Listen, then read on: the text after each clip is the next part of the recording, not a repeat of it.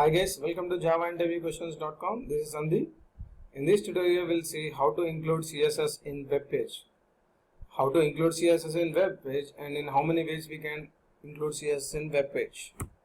So we can include CSS in web page in 4 different ways. First one is using inline styles. Second one using using style tag. Third one using import inside style element. And fourth one using link tag. So in these 4 different ways we can include CSS in the web page. We'll see in detail how to add CSS to the web page and what are the benefits and drawbacks of each style, each method. So first one is using inline styles. So in this method what we do is we add style to the HTML element. To the HTML element itself we add style. So if you see the box here, h1 style equal to color red, background color equal to 333. So what we are doing is we are applying style to this HTML element h1.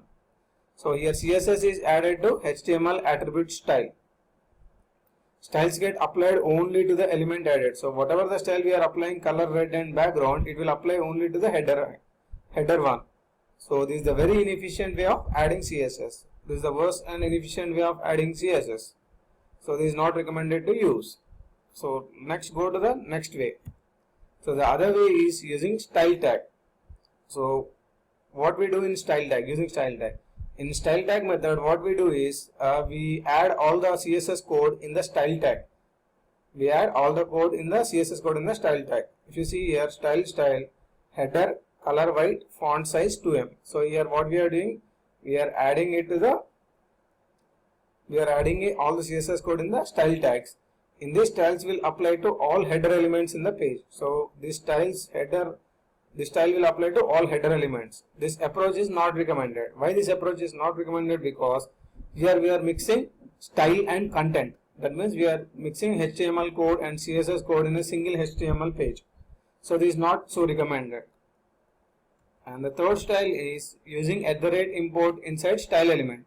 So we can instead of writing CSS code in the style element, what we do here is we add code related to CSS in the style tag just by using @import annotation.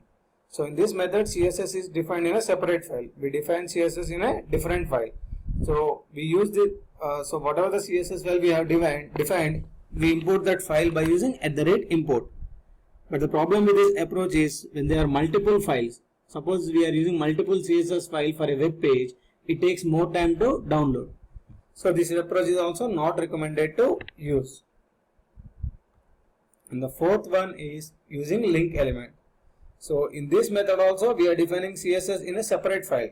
We link the CSS file by using link element.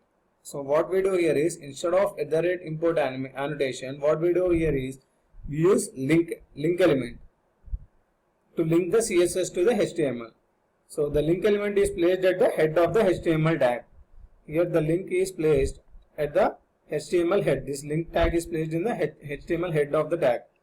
This is the best approach to use. Why this is best approach to use? There is no problem like in the previous approach. If there are multiple files, it has to download multiple files. So we don't have such problem using link. So this is the best and recommended approach to use. So these are the 4 approaches to include CSS in the web page.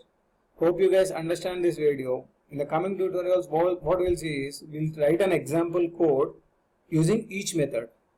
Okay. Thanks for watching my video. If you like my videos, don't forget to subscribe to my videos.